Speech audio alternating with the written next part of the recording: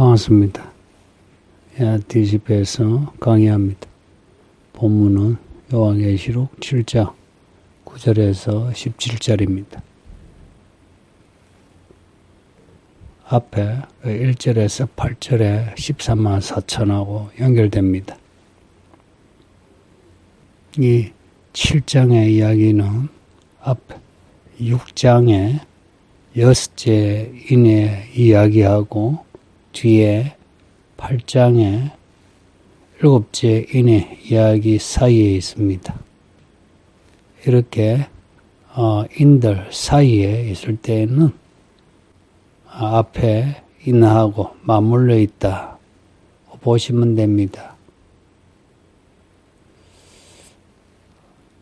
다섯째 인에서 순교자들의 영혼이 빨리 복수해달라 그러죠. 마치 그에 대해 답을 하시는 것처럼 여섯째 인에 진노의 큰 재앙들을 내립니다. 이거는 아직 이제 재앙에서 워밍업 정도이고요. 그럼에도 왕들을 비롯해서 사람들이 다 놀라 숨습니다.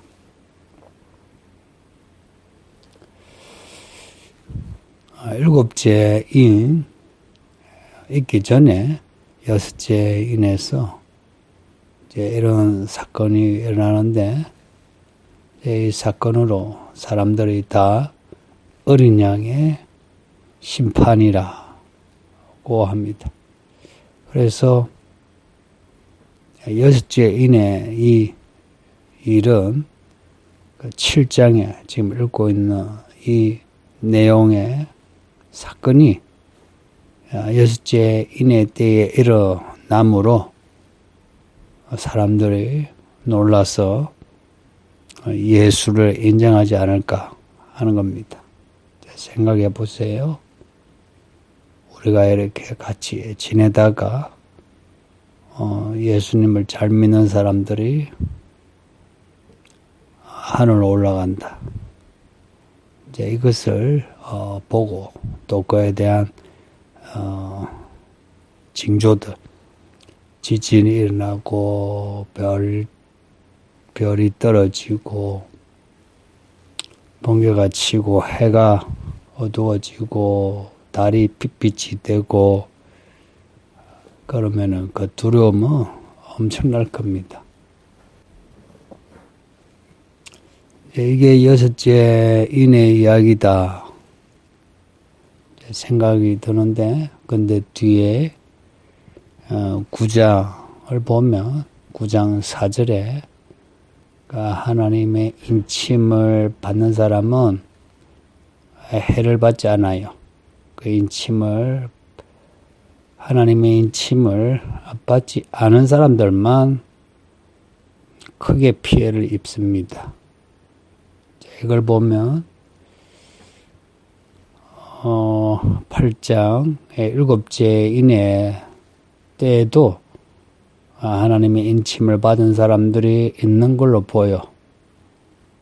이 환난 중에 제일 끝에 나오는 큰 환난 말고 그 환난 중에 예수님이 오셔 우리가 하늘로 올라갈지 그렇게도 생각이 들고요. 아니면 환난 시작 전에 혹은 환난 중에 한 번이 아니라 두 번 하늘로 올라가게 될지 모든 가능성이 있는 것 같습니다. 정말 분명한 거는 대부분 사람들이 생각하지 못한 때에 이 일이 일어날 거라는 겁니다. 그래서 우리는 매일 깨어 있어야 합니다. 제가 이 서울기린 교회 개척 10년이 넘었어요. 금방이거든요. 앞으로 10년도 금방이에요. 그래서 매일 깨어있지 않으면 매일 졸고 잠으로 이 구원의 사건을 놓칠 수 있습니다. 이 7장의 환상은요, 듣는 걸로 또 보는 걸로 기록되어 있습니다. 지난주에 읽었던 14만 4천의 그 수는 요한이 본 게 아니고 들은 내용입니다. 4절에 보면 내가 인침을 받은 자의 수를 들으니, 그리고 12지파의 수도 들은 겁니다. 반면에 오늘 읽은 이 큰 무리 9절에 각 족속 방언에서 아무도 능히 셀 수 없는 큰 무리, 이는 본 겁니다.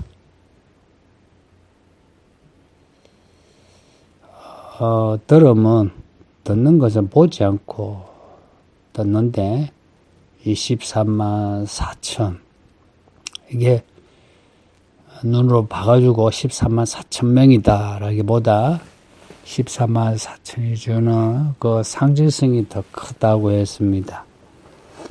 그런데 그 다음에 본 이 큰 무리는 직접 본 거고요. 이거는 상징이 아니라 본 그대로입니다.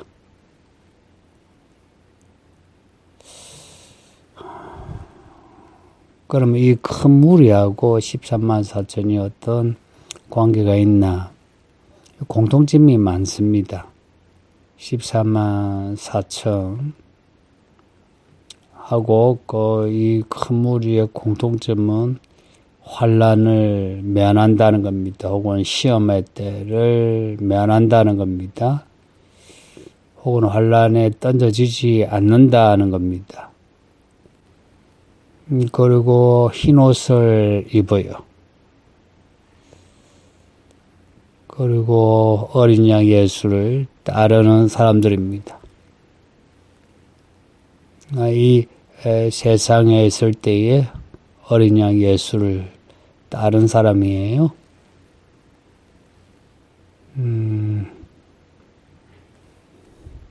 그 4절에, 앞에 4절에요. 인침을 받은 자의 수가 13만 4천인데, 그 외에는 받은 사람 없거든요.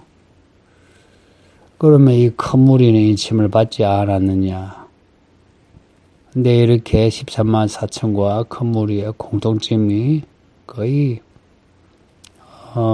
같아요. 그래서 14만 4천이 상징이라 했는데, 이 큰 무리를 14만 4천으로 말씀하지 않았나, 그렇게 해석할 수 있습니다.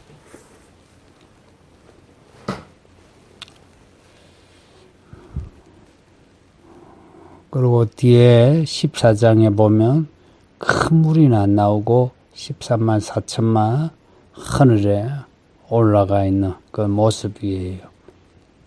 그래서 이 14만 4천은 이스라엘만이 아니라 교회의 하나님을 잘 믿는 어린 양 예수님을 잘 따르는 사람들 전체를 말씀합니다. 그리고 이 큰 무리가 각 나라, 족속, 백성과 방언을 가진 사람들이라고 합니다. 전 세계에서 택함을 받아 하늘로 올라가는 사람입니다. 장관이겠죠. 이들이 하나님 눈에는 이스라엘 12지파로 여겨지는 거예요. 그래서 12가 지닌 의미,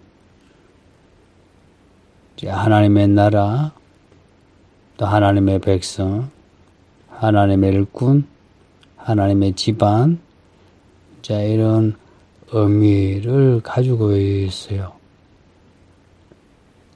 지금 나라와 민족 수가 수백이든 수천이든 하나님은 하나님의 12지파로 보시는 겁니다. 그래서 뒤에 새 예루살렘 그 문이 12개 문이에요. 그리고 기초석도 12개. 그리고 그 성의 성곽의 두께가 12 곱하기 12 144예요. 이렇게 보면 이 13만 4천은 확실히 상징이 맞고요. 그리고 이 큰 무리와 같은 사람들입니다. 이 큰 무리가 어떤 사람이냐? 9절에 흰 옷을 입고 종려가지를 들고 어린 양 예수님 앞에 서서 찬송하고 있어요. 그러니까 이들은 흰 옷을 입었다 하는 이 특징, 그거는 14장에 13만 4천 이야기도 똑같이 나오는데요. 그냥 흰 옷을 입었다 할 때, 흰색 옷을 입었다 아니고요. 어린 양의 피로 씻음을 받다 휘어진 사람들이란 겁니다. 그 어린 양의 피로 씻음 받았다. 이 의미가 무슨 의미인지 아시죠? 죄를 회개하는 겁니다. 우리가 씻음 받는 것은 회개함으로 죄 사함을 받죠.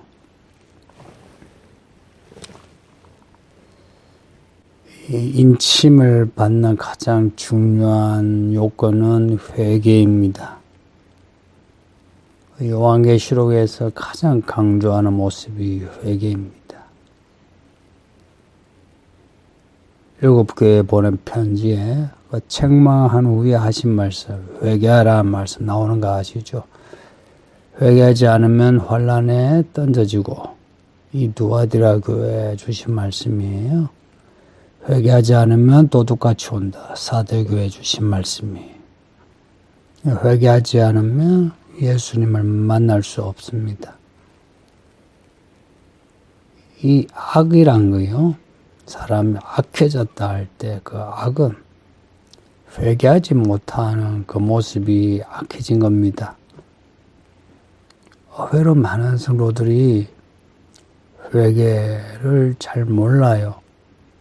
정말 몰라요. 지금 이 강의 듣는 여러분들, 특히 남자들, 회개가 뭔지 아세요? 아니면 회개하셨나요?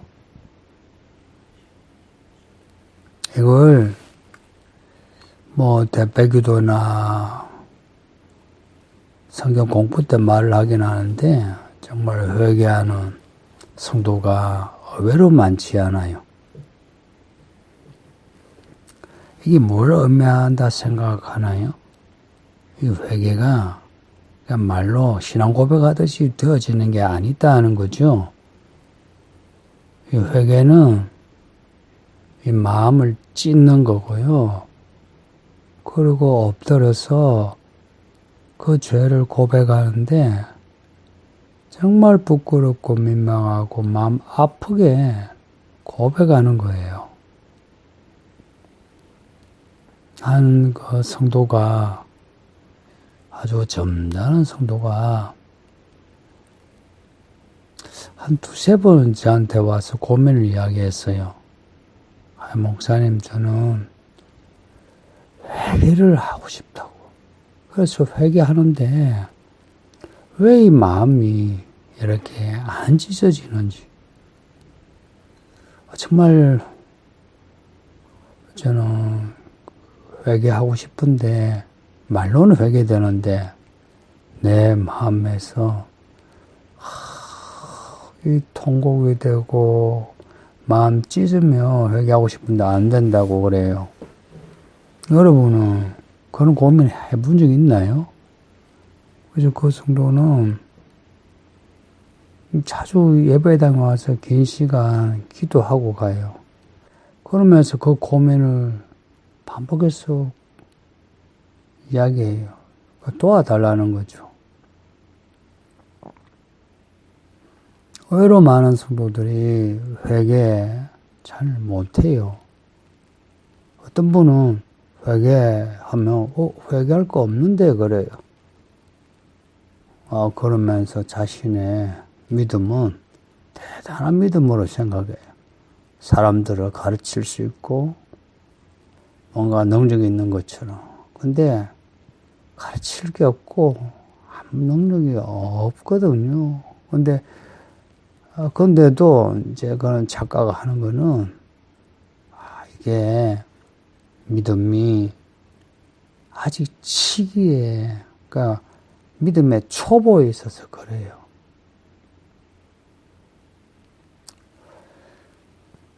이 요한계시록의 구원의 요건, 행위를 보는데요. 무슨 행위냐니까 회개하는 행위입니다. 그리고 회개를 진정으로 하면 처음 사랑을 회복하기 위해서 처음에 행위를 열심으로 하고 또 회개하면 거짓말 속았던 그 거짓말을 뱉어내고 그리고 이 말씀을 열심으로 배우고 또 회개하면 그렇게 돈 좋아하다가 돈으로 믿음을 사고 이게 행위가 있어요. 근데 이 회개가 매일 되지 않으면 안 되는데 이 워밍업처럼요. 회개에 하루 성을 찾듯이 해야 돼요. 어떤 분은 그냥 단번에 180도가 달라지는 경우 있어요. 그런 경우도 있는데요. 그런 경우는 대부분이 그 사람이 하나님을 멀리 떠났다가 오는 경우예요.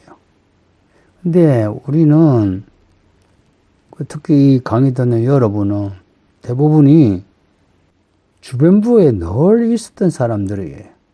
말씀을 늘 듣고 늘 예배하고 늘 옆에 있으면서 그 마음이 녹이 쓴 겁니다.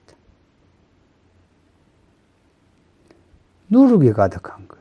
그래서 그 누룩을 제거하고 녹을 제거하는데 시간 걸려요. 그동안 그 많은 성경 읽기, 설교 들으면서 마음 미지근했죠. 그래 미지근해 해놓고 단번에 뜨거워져 180도 달라진다면 어떻게 될 것 같아요? 어렵긴 하지만은 교만해지지 않을까요? 요한일서에 요한에 같이 적은 요한일서입니다. 그 1장 10절은 되게 중요한 구절입니다. 우리가 나 범죄하지 않았어. 이렇게 이야기하는 거는 예수님 말씀이 우리 속에 있지 않다 하는 증거예요. 또 말씀이 우리 속에 있는 사람은 바울처럼 내가 죄인 중에 괴수입니다 하고 회개란 말 나오면 없더래요. 특히 묵은 성도들이요. 이런 이 시간들이 우리 인생의 이제 마지막 기회가 될 수 있다 생각하세요. 여러분 그렇게 겁주는 목사 아니거든요. 저는 어떤 객관성을 가지고 말하고 싶어요. 그래서 제가 이렇게 약간 목회가 소극적인지 모르겠어요. 교회도 막 요만하고요. 그러니까 하나님하고 가까우려면 회개하지 않으면 안 된다. 어떻게 회개하나? 우리 예수님이 날 위해 죽으신 그 십자가를 알아야 돼. 믿어야 돼. 그리고 감사하고요. 그리고 내 죄에 대해서 슬퍼하고요. 이들 큰 무리가 그렇게 한 사람들입니다. 그들이 그 하늘에서 찬송하는데 아마 땅에서도 삶에서 늘 찬송했을 겁니다. 이 9절 10절에 있는데 구원하심이 보좌에 앉으신 우리 하나님과 어린 양에게 있도다. 멋진 가사죠. 아마 이 찬송 중에 가장 아름다운 가사일 것 같아요. 우리의 구원하심이 하나님과 어린 양에게 있다. 고로 하나님 잘 믿고 어린 양의 피로 늘 회개하자. 이거 아닙니까? 이들이 왜 천국에 왔나? 회개했기 때문에. 그러니 어린 양을 찬양할 수밖에. 다른 공적이 있어서 온 게 아니고. 저나 여러분이나 이 교회에 큰 공적이 있다 합시다. 우아할 만큼 공적이 있다 합시다. 좋아요. 그런데 죄가 하나라도 있으면 어찌 될 것 같아요? 그 공적은 아무것도 없는 것처럼 되고 죄로 인해서 지옥에 떨어지게 돼요. 그러니 우리가 내 몸을 죽여서 내 돈을 다해서 교회를 위해 일을 했다 해도 회개해야죠. 우리가 뭘 해서 좋은 열매 맺는 거 하나님을 기쁘게 하죠. 근데 회개하면 하나님을 춤추게 해요. 왜냐? 그 있잖아요. 우리 자식이 공부 잘하면 아이고 좋고 자랑스럽죠. 근데 우리 자식이 암에 걸려 죽을 뻔 걸렸는데 근데 그 암 낫고 살아나면 어떻습니까? 자랑스러운 게 아니고요. 그냥 춤을 추고 싶죠. 그래서 하나님이 가장 좋아하는 믿음은 회개하는 믿음이에요. 13절에 보면 장로가 이 흰옷 입은 자들이 누구며 어디서 왔느냐고 물어요. 이 질문을 좀 눈여겨보세요. 이에 대한 이제 답이요. 어린 양의 피에 옷을 씻은 사람들입니다. 누구냐에 대한 답이 어린 양의 피에 옷을 씻은 사람들이다. 회개한 사람이다 하는 겁니다. 그 다음에 어디서 왔느냐에 대한 물음에는 환란에서 나온 사람들이다 하는 겁니다. 뭐 한국에서 나왔다, 일본에서 나왔다 이게 아니고요. 환란에서 나왔다. 환란에서 나왔다 하는 거는 그 앞에 빌라델피아 교회나 두아디라 교회에 주신 말씀 그 맥락을 보면 환란 겪지 않고 나온 사람들이다 하는 의미입니다. 이렇게 회개하면 이 마지막 대지향에서 건짐을 받는다는 거예요.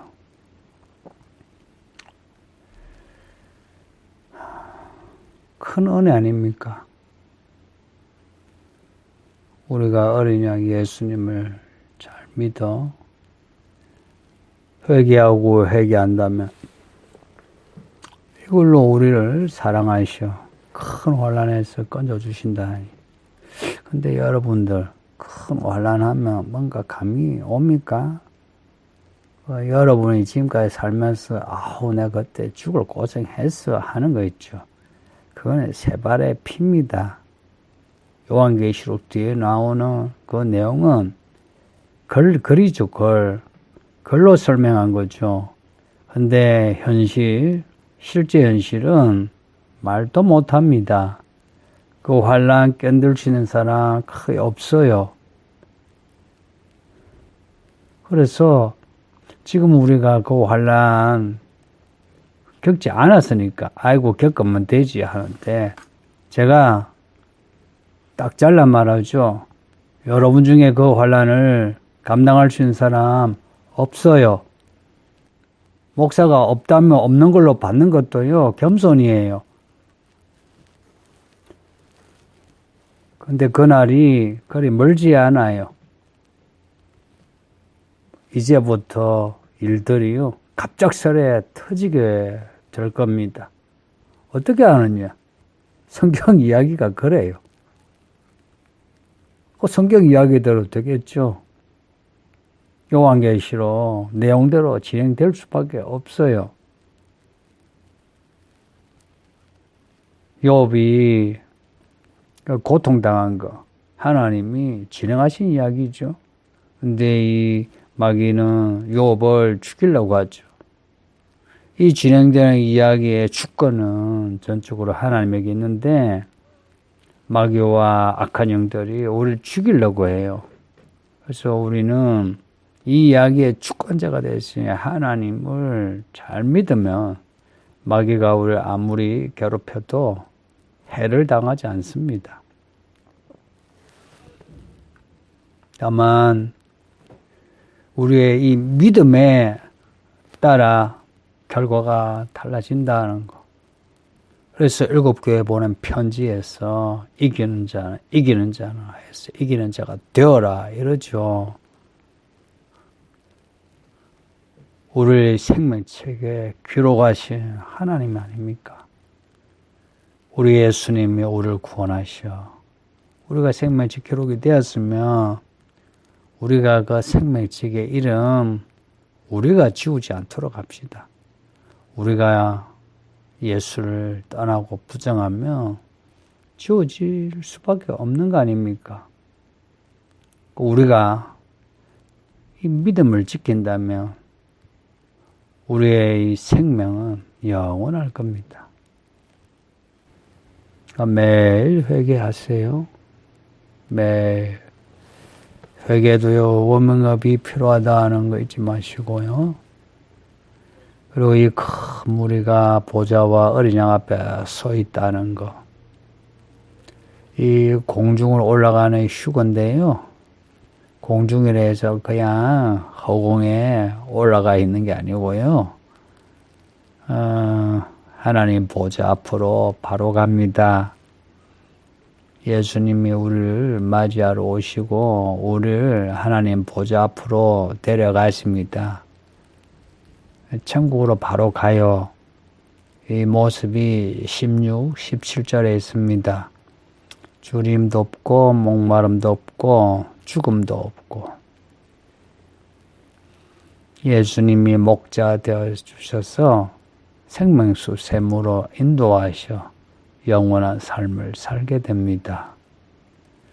이런 구절을 이렇게 여기만 아니라 반복해서 기록하신 이유, 이곳에 살면서 너희 믿음 때문에 예수 이름 때문에 줄이고 목마르고 죽을 수 있는 거 겁내지 마라, 감수하라 하는 그런 메시지 아니겠습니까? 그 세상과 타협해서 줄이지 않으려고, 목마르지 않으려고, 죽지 않으려고 하지 마라. 혹은 더 잘 먹고 잘 살려고, 편하게 살려고 세상과 타협하지 말라. 이 말씀 아니겠어요? 부모님들, 특히 우리 남자들 똑똑하세요. 교만하지 말고 똑똑하세요. 겸손해야 똑똑해져요. 그래야 여러분과 여러분의 가족이 환난에서 면할 수 있습니다. 그날이 언제일까? 언제인지는 저도 몰라요. 그러나 그날이 반드시 온다 하는 거. 이걸 믿는다면 태도 달라지겠죠? 여러분 달라졌나요? 달라집시다. 기도합니다. 아버지 하나님, 요한계시록 7장을 읽고 따랐나이다. 이 본문에 있는 큰 무리에 우리가 들어가게 해주소서. 매일 우리 구주 예수님 이름으로 죄 사함 받게 해주시고 아버지 하나님의 자녀로 믿음으로 담대하게 살게 하소서. 이 땅에서 예수님을 끝까지 잘 따르며 하늘에까지 인도하실 줄 믿나이다. 믿음을 주소서. 서울에게는 교회가 많이 약하나 주의 은혜로 변화되게 하시고 단단하게 하사 이 세대를 감당할 수 있게 하소서. 예수님 이름으로 기도합니다. 아멘. 성도님들 TCB에서 가족교회 꼭 하세요. 목장은 줌으로도 하세요. 애쓰셔야 합니다. 예, 편안하시고 건강하시고 더 강건하시길 바랍니다. 바이바이.